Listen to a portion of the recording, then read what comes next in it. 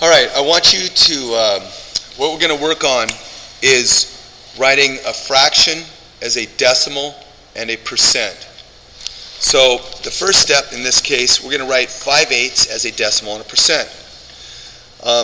Students often have difficulty converting fractions to decimals because they put the numerator in the wrong place and the denominator in the wrong place. So a little tool that I've shown students is when you write a fraction, like 5/8, you draw a little cloud over it, and rain comes out of it, and then you draw a division house. And the numerator on top is getting wet, so it wants to go inside the division house and get dry.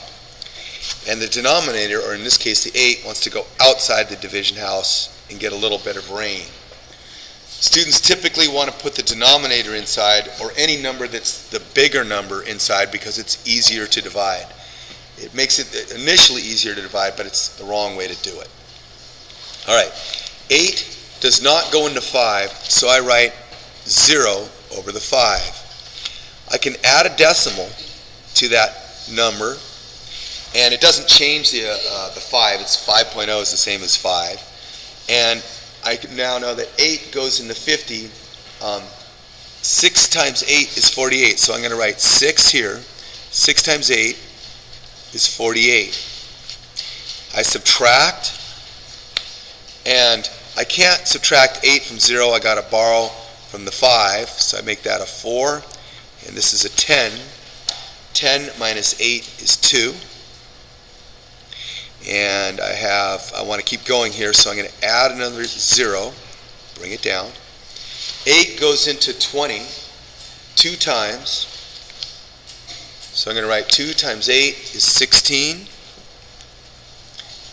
I subtract. Again, I can't borrow or subtract 6 from 0, so I got to borrow from the 2. Make that a 1, that's a 10. And then 10 minus 6 is 4. I'm going to keep going. 3 decimal places, bring down the 0. 8 goes into 45 times. 8 times 5 is 40. And I have 0 left over. So I can write 5/8 is equal to 0.625.